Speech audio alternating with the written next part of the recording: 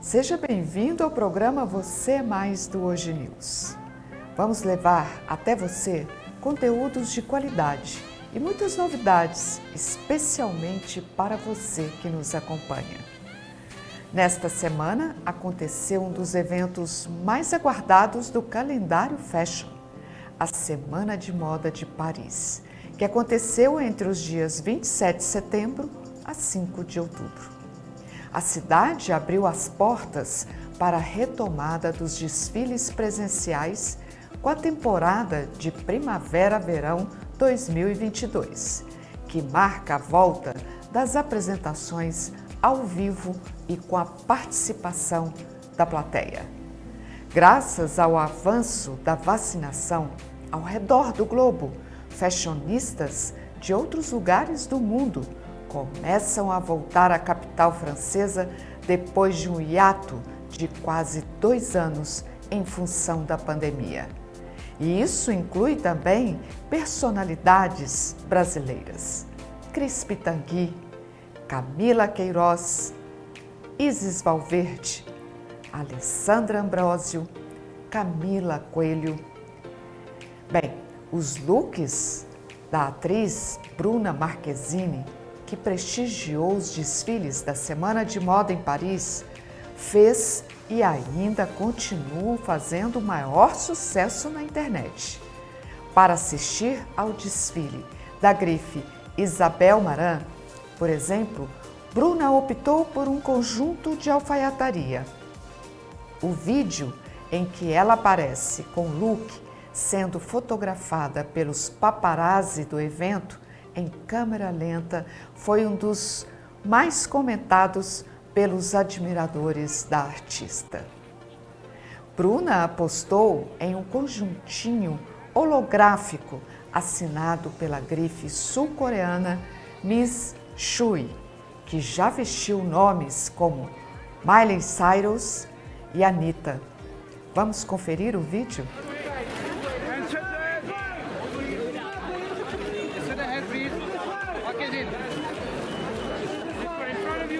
E vocês, o que acharam?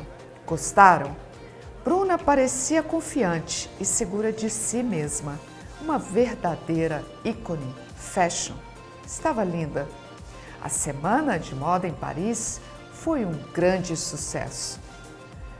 Bem, gente, mudando de assunto, agora vamos acompanhar uma entrevista muito necessária, principalmente para as mulheres, sobre câncer de mama. Estamos no mês da prevenção da doença. A jornalista Raquel Alves, do Hoje News, conversou com um especialista na área que trouxe informações sobre o assunto. Te convido agora para assistir. Vamos acompanhar? O movimento Outubro Rosa tem como objetivo conscientizar a população, especialmente as mulheres, sobre a importância de diagnosticar de forma precoce o câncer de mama, que é a maior causa de morte entre mulheres brasileiras, além de ser o tumor maligno mais comum no sexo feminino. O câncer de mama não tem uma causa única, mas alguns fatores de risco merecem atenção. E hoje estamos aqui para um bate-papo especial do Outubro Rosa.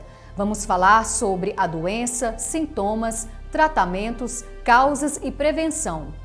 Convidamos o médico oncologista Dr. Fernando Vidigal, que vai falar mais sobre o tema. Dr. Fernando, que bom recebê-lo aqui para falar de um assunto tão importante. Olá, Raquel, um prazer estar aqui com você para a gente discutir, quebrar aí um pouco dos mitos acerca desse assunto que, conforme você mesma disse, é tão importante para todas as mulheres. Obrigado. Então, vamos começar falando sobre o Outubro Rosa, mês de prevenção ao câncer de mama. Como é que surgiu? Por que outubro? Então, na verdade, o que se destaca é muito mais o assunto do que propriamente o mês. Então, o destaque aqui diz respeito realmente a conscientização de todas as mulheres a respeito da importância do câncer de mama. Os números do câncer de mama, eles preocupam muito. Quando a gente analisa as estatísticas do INCA, o número crescente de casos realmente chama muita atenção. E o objetivo é, primeiro, a gente destacar ações de prevenção em relação à doença, ou seja, como evitar de ter a doença, e também que a gente possa fazer o diagnóstico naquelas mulheres que venham desenvolver a doença no estágio mais precoce possível. Eu costumo dizer que o estágio ideal para a gente fazer, o momento ideal para se fazer o diagnóstico é no momento que a paciente não tem qualquer alteração, né? Ela sequer palpa um nódulo. É nesse momento que as chances de cura são muito elevadas, ultrapassando 90% a 95% aí de chance de cura. Doutor Fernando, qual o sintoma mais comum do câncer de mama? Depende do estágio da doença, Raquel. No estágio inicial, a maioria das mulheres não palpa nenhuma alteração, não palpa nenhum nódulo. Quando a doença cresce um pouco mais, obviamente, o que se palpa é um nódulo na mama. E esse achado, ele nunca deve ser entendido como natural, como benigno. Todo nódulo deve ser investigado. Obviamente, se a doença avança mais, a mulher pode palpar, inclusive, algumas ínguas na região da axila, que a gente chama de linfonodos. E no estágio já avançado, quando a doença tem aquilo que a gente chama de metástases, os sintomas eles são decorrentes da presença dessas metástases a depender do órgão. Por exemplo, no pulmão, a paciente pode ter falta de ar, quando existe uma metástase óssea, pode vir a ter dor e outros sintomas a depender do órgão. Mais uma vez, idealmente, a gente quer diagnosticar no momento que a paciente não tem nenhuma alteração, não palpa nenhum nódulo na sua mama. Que hábitos ajudam a reduzir o risco de uma mulher a desenvolver o câncer de mama ao longo da vida? Quando a gente fala de risco de desenvolver o câncer de mama, é aquilo que a gente chama de fatores de risco, uma série de fatores vem sendo levantados, né? Quando a gente avalia a questão genética, a gente vem cada vez mais entendendo mais o papel dos genes, principalmente os genes que controlam a replicação de tumores em relação ao câncer de mama. Então, algumas pacientes, algumas mulheres, né, têm nas suas famílias um aumento do número de casos de câncer relacionados a uma alteração genética, a uma mutação. Isso é uma causa. Outros fatores de risco, eles estão muito ligados, os fatores de risco, ao estilo de vida. E estilo de vida, hoje, sem sombra de dúvida, é o principal fator de risco para o desenvolvimento da doença. Quando eu falo estilo de vida, eu me refiro, por exemplo, a uma alimentação ruim, que as pacientes podem eventualmente ter, uma alimentação rica em gorduras, pobre em frutas, verduras, vegetais. Isso leva a um aumento do risco do câncer de mama. A gente tem dados muito interessantes que o contrário, aquelas pacientes que têm uma alimentação saudável, por exemplo, a dieta mediterrânea. A dieta mediterrânea reduz o risco de câncer de mama de quase 70%, muito alto. Outro estilo de vida que chama muita atenção, a prática de atividade física. A gente recomenda que as mulheres façam pelo menos 150 minutos de atividade física aeróbica. Atividade física aeróbica é aquela que a paciente realmente sua a camisa, pelo menos aí 5 dias por semana, 30 minutos seria um número adequado. Então, esses são os principais fatores de risco, qualidade de vida, uma vez que as pacientes tenham hábitos saudáveis, você traz aí um risco menor de vir a desenvolver a doença. E nos casos de mulheres que teve câncer de mama aos 30 anos, por que a mamografia só é feita após os 40? Então, para a população em geral, eu digo população em geral, são as mulheres que têm um risco habitual de desenvolver a doença. São aquelas mulheres que não têm um histórico familiar importante de câncer de mama, que não tem nenhuma palpação de nódulo na sua mama. As recomendações é iniciar a mamografia aos 40 anos de idade. Isso para a população habitual em termos de risco. Já para aquelas pacientes que têm um histórico de câncer de mama importante na família, principalmente algum parente que teve um caso de câncer de mama, alguma prima, alguma tia, ou então algum caso de câncer de mama em homens, isso é muito importante, essas pacientes devem ser avaliadas do ponto de vista de risco genético e o início para a realização de exames para essas pacientes vem antes dos 40 anos. Habitualmente, nós recomendamos para aquelas famílias que tenham casos em idade muito precoce que se inicie o rastreamento pelo menos 10 anos antes da idade que aquele familiar teve ou algum caso de câncer de mama. Então, para a população em geral, aos 40, para a população de risco aumentado, a gente recomenda iniciar antes. E muitas vezes a gente recomenda para algumas pacientes mais jovens, até mesmo o uso de ressonância magnética para poder acompanhar essas pacientes, principalmente aquelas que têm um risco familiar aumentado. Doutor Fernando, tem alguma forma de prevenir o câncer de mama? É o que eu comentei, basicamente estilo de vida, atividade física, alimentação. Para as pacientes que têm um risco aumentado do desenvolvimento da doença determinado por um teste genético, essas pacientes pode-se discutir para elas a realização da mastectomia, a retirada das mamas profilática, ou seja, a paciente não tem o diagnóstico de câncer de mama, mas mesmo assim ela retira as duas mamas considerando o risco aumentado de vir a desenvolver a doença. Basicamente, em termos de evitar a doença, é isso: atividade física, alimentação, para as pacientes com risco aumentado na família, determinado por um teste genético, a realização da mastectomia profilática. O senhor falou anteriormente sobre câncer de mama em homens. É raro? É muito raro. Quando a gente fala de câncer de mama em homens, de todo o espectro de câncer de mama, eu estou falando de 2% de todos os tumores. Mas é importante a gente entender que para homens que desenvolvem câncer de mama, e homens também desenvolvem câncer de mama, só para ratificar o que eu disse, esses pacientes devem necessariamente ser investigados para a presença de alterações genéticas que predispõem ao desenvolvimento desse câncer. Em relação ao tratamento, mesmo com um diagnóstico precoce, há um tratamento?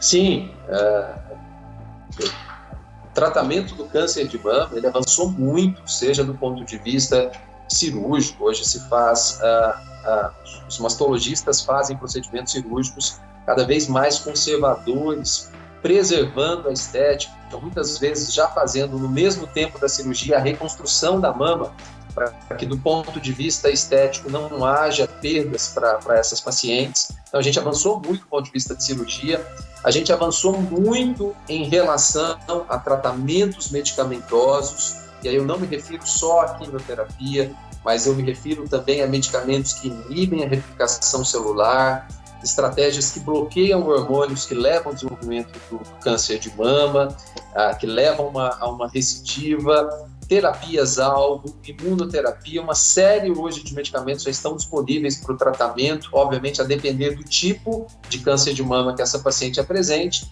e também do ponto de vista da radioterapia, né? Hoje já existem máquinas muito modernas de radioterapia que permitem manter a qualidade de vida para essas pacientes, aumentando também a chance de cura dessas pacientes. Sentir dor no seio, mesmo não sendo com frequência, pode ser sintoma de câncer de mama? A mama de todas as mulheres, ela passa, principalmente para as mulheres que estão ali que não ainda entraram na menopausa, passa por uma oscilação mensal natural, né? A mama, ela se modifica ao longo do ciclo menstrual. Por isso que a gente recomenda como estratégia de autoconhecimento que a paciente faça o autoexame. Como estratégia basicamente de autoconhecimento, e não de rastreamento, né? A dor mamária, principalmente acompanhada de nodulações na mama, ela deve sim ser investigada. Então, dor mamária persistente acima de 2 semanas ou acompanhada de algum nódulo na mama deve necessariamente levar a mulher a procurar um mastologista, caso não tenha acesso a um mastologista, procurar uma unidade de saúde para que possa ser examinada por um médico, para ele avaliar se aquela alteração pode corresponder a um câncer de mama. Doutor Fernando, para a gente finalizar, tem algum ponto que não abordamos que o senhor gostaria de destacar? Eu acho que é muito importante destacar para as mulheres, né, e aqui para a grande massa de mulheres que não têm o diagnóstico de câncer de mama, que a gente tem que perder o estigma em relação à palavra câncer, em relação à palavra câncer de mama, né? Nosso objetivo sempre é evitar a doença, acima de tudo, mas para aquelas pacientes que eventualmente venham a desenvolver a doença, que a gente possa fazer um diagnóstico mais precoce possível. Então, nós recomendamos para todas as mulheres de risco, conforme eu já falei, habitual, que possam fazer a mamografia a partir dos 40 anos, e para aquelas pacientes que têm uma história familiar muito importante, para que elas possam ser avaliadas, para que elas possam ser aconselhadas em relação ao seu risco genético. Uma vez feito o diagnóstico, os tratamentos avançaram muito, as chances de cura aumentaram significativamente, mas, mais uma vez, isso depende do momento em que se faz o diagnóstico da doença, que é desejável que a gente faça isso no momento o mais precoce possível. Doutor Fernando, muito obrigada pela sua participação e pelos esclarecimentos. Eu que agradeço, foi um prazer, Raquel. Obrigado. Então, você que acompanhou nossa conversa, você precisa se cuidar e se prevenir.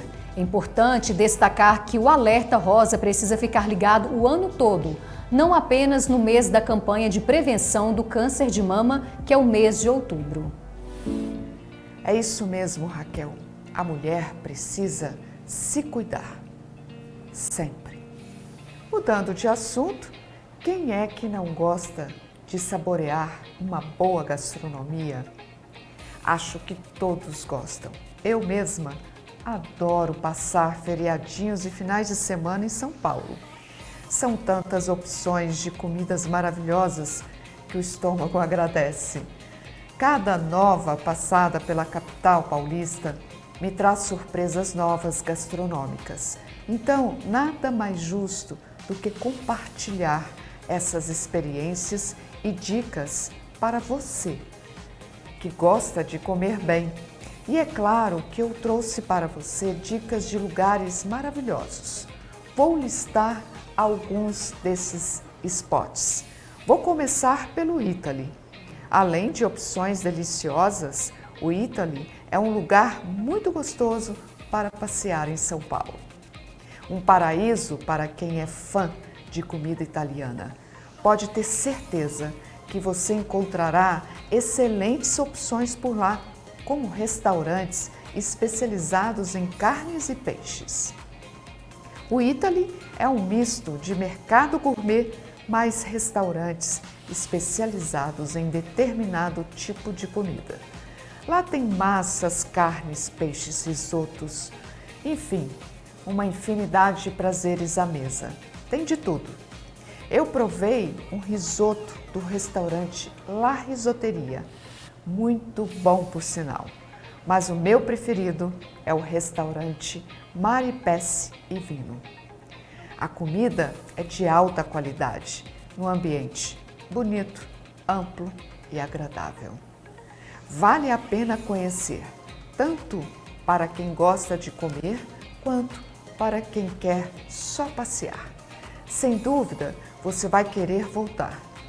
São Paulo possui a única unidade do Italy no Brasil, mas ele também está presente na Itália, Japão, Estados Unidos, Dubai e Istambul. Outra indicação é o Mani e o Manioca. Tanto o Mani como o Manioca são restaurantes da estrelada chefe Helena Rizzo. Em 2013, o restaurante Mani integrou como um dos maiores restaurantes da gastronomia internacional. A chefe Helena Rizzo já recebeu o prêmio Vive Glicot de melhor chefe mulher das Américas e do mundo. O restaurante Mani já conquistou uma estrela do Guia Michelin. Gosto muito do Manioca, da Helena Rizzo. Fica no Shopping Guatemi. Acho uma ótima opção para o almoço.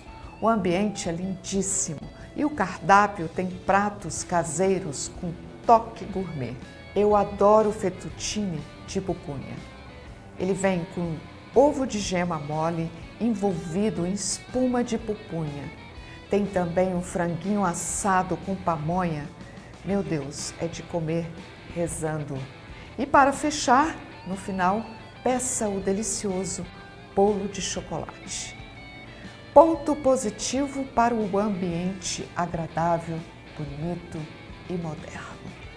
A apresentação dos pratos também chama atenção. Muitos deles vêm servido numa frigideira, em porção individual, e é bem servido. Concorrido que é, o ideal é fazer reserva ou chegar bem cedo. Quando eu fui, fiquei mais de 1 hora esperando por uma mesa.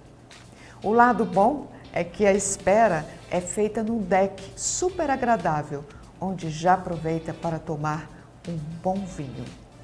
E por último, a minha indicação é o Naka. Para quem ama comida japonesa, com certeza vai adorar. Eu sou suspeita, uma apaixonada por comida japonesa que sou. Tenho o Naka como meu restaurante preferido em São Paulo, para esta categoria. Impossível resistir ao sushi com vieiras e trufas, mas há uma infinidade de opções maravilhosas no cardápio. Nunca pedi nada que não fosse muito bom. Nos drinks, destaque para o Moscow Mule. Adoro! O restaurante é a sensação do momento, então vale a pena reservar se não quiser ficar horas na fila. Então, gente, essas são as nossas indicações, mas pode ficar tranquilo que sempre vou trazer dicas de lugares para deliciar uma boa comida, sobremesa e um bom vinho. E agora, vamos encerrar o programa Você é Mais com uma pessoa que simplesmente dedica a maior parte do seu tempo resgatando animais de rua que são abandonados, dando lar, comida e muito amor. Eu bati um papo com uma protetora de animais que tem um coração gigante, que ama os animais, que se preocupa com eles e que também precisa da sua ajuda para continuar resgatando esses bichinhos tão indefesos. Vamos acompanhar? Andar pelas ruas e deparar-se com muitos pets abandonados tornou-se uma situação comum no nosso dia a dia. Infelizmente, para quem ama os bichinhos, esse é um cenário de partir o coração e demonstra o quão importante é o resgate de animais. Para poder falar mais sobre o trabalho de resgate animal e como este trabalho sobrevive, estamos com a dona Ivonete Vieira, que é protetora de animais e possui uma ONG voltada para esse resgate. Seja muito bem-vinda ao programa Você é Mais, dona Ivonete.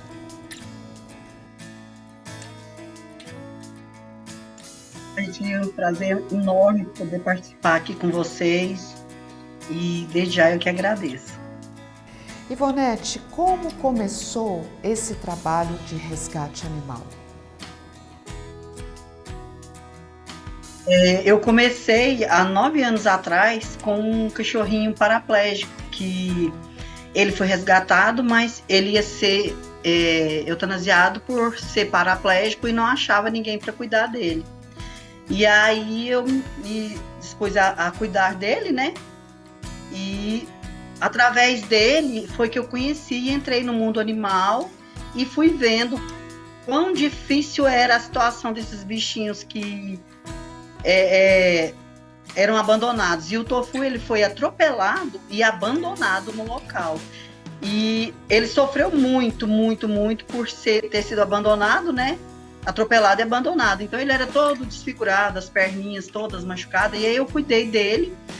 Hoje ele não está mais comigo, já tem 2 anos que ele foi embora, sofri muito com a partida dele, mas ele ficou durante 7 anos comigo, e através dele foi que eu entrei neste mundo animal e me apaixonei. Daí para cá eu dando a resgatar, só resgatando, e criei um abrigo. Eu não sou ONG ainda, eu sou protetora independente, mas é através dele que eu comecei. E hoje estou aqui na luta pela causa animal. Que bonito esse trabalho. As pessoas que querem fazer uma doação, o que elas precisam fazer, por exemplo, para ajudar o seu abrigo? Eu sempre coloco lá o Pix para quem puder ajudar, em dinheiro, né? Qualquer quantia, R$1 para a gente aqui faz a diferença. A pessoa que quiser doar a ração ou apadrinhar uma castração, a ração, um medicamento, um produto de limpeza, ela me procura. Eu vou estar deixando meu telefone, Pix. E se não puder trazer, eu busco aonde tiver. 1 quilo de ração para a gente aqui faz a diferença. Eu busco.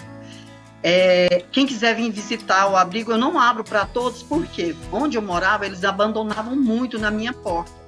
Mas isso não quer dizer que a pessoa não pode vir visitar e ver, conhecer o abrigo, conhecer o meu trabalho de perto, tá entendendo? Mas assim, isso é bem conversado mesmo, para não haver o risco de abandono aqui na porta do abrigo, como é o que mais acontece.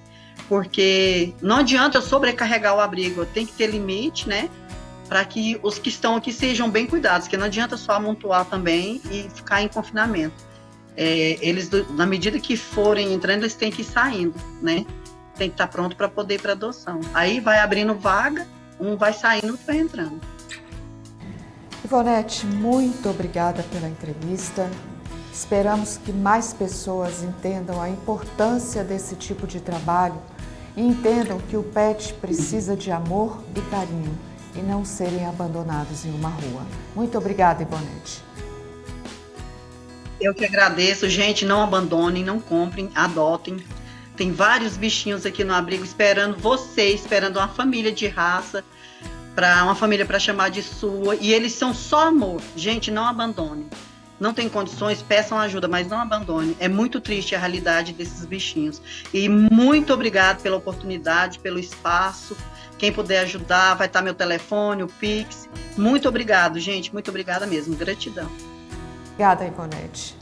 É sempre importante lembrar que esses animais são os melhores amigos do homem e sempre estão dispostos a dar e receber amor e carinho. Não compre animais, adote.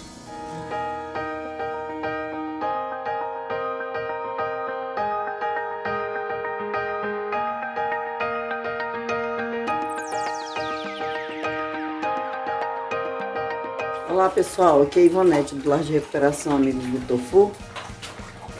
Estou passando aqui para mostrar para vocês os meus amores e tá pedindo a ajuda de vocês, pessoal. Ração, material de construção, vacina, castração, remédio de pulga e carrapato. Estamos aqui na base do improviso ainda. Começou as chuvas e infelizmente eu não consegui fazer um lugar confortável para eles. Mas na medida do possível está aqui, feito com todo o amor do mundo, abrigando aqui esses anjos que precisam muito de nossa ajuda.